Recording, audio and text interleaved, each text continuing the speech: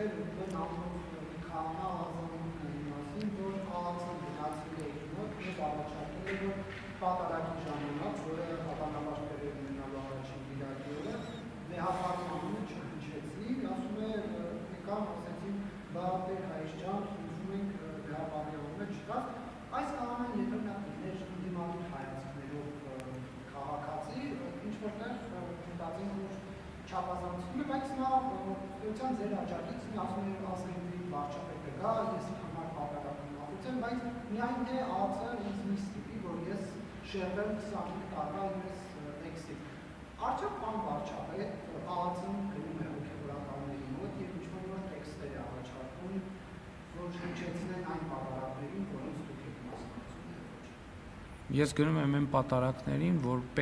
որտեղ Կտրիչ Ներսիսյանի անունը չի հնչում։ Մենք խնդրում ենք, երբ որ ես մտադիր եմ մասնակցել,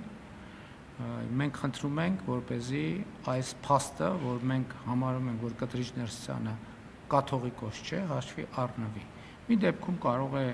ծանոթ լինել, դա կարող է ԱԱՑ աշխատող լինել, մյուս դեպքում կարող է որևէ տեղ աշխատող չլինել, երրորդ դեպքում կարող է ծանոթ լինել, չորրորդ դեպքում կարող է բարեկամ լինել, հինգերորդ դեպքում կարող է իմ օգնականը լինել, 6-րդ դեպքում կարող է 6-րդ մարդ լինել, 7-րդ դեպքում, դա կախված է նրանից, ով ում ճանաչում է եւ ով ինչ անձնական կապեր ունի։ Այստեղ ԱԱՑ-ն եւ մյուս ինստիտուտները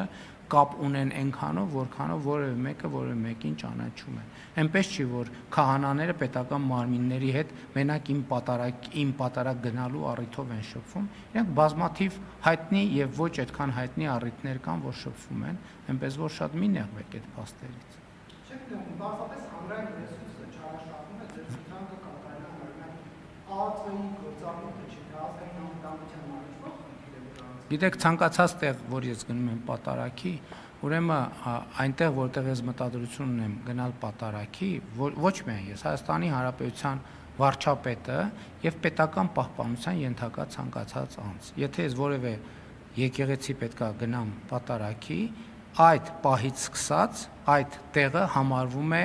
պետական պահպանության ենթակա օբյեկտ եւ այնտեղ իրականացվում են գործողություններ։ Այդ թվում եկեղեցում իրականացում են անվտանգության գործողություններ, արվում են վերլուծություններ, մարդկանց մոտեցումների, իրենց հայացքների, ծայրահեղ կամ ոչ ծայրահեղ հայացքների անվտանգությունը ապահովելու համար։ Սա ոչ մի նորություն այստեղ չկա։ Նույն բանի մասին եմ։ Ես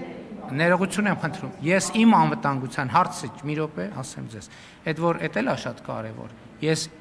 իմ անվտանգության հարցը առաջ չեմ քաշում, ես առաջ եմ քաշում պետության անվտանգության հարցը եւ այդ թվում այն քաղաքացիների անվտանգության հարցը, որոնք կարող են այդ պահին գտնվել այդտեղ, որովհետեւ այս հարցն էլ երբեմն ճիշտ ընկալում չունի։ Ասում են, վայ գնացին վարչապետի անվտանգությունը, մի րոպե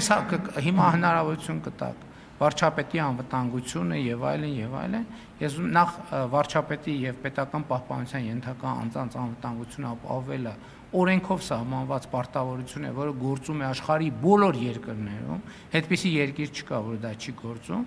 իսկ անվտանգության մի քանի, այդ թվում բովանդակային ապահովության շերտեր կան։ Եվ հաջորդ հարցը Էմմա Միքայելյանը։ Թող տա հարց։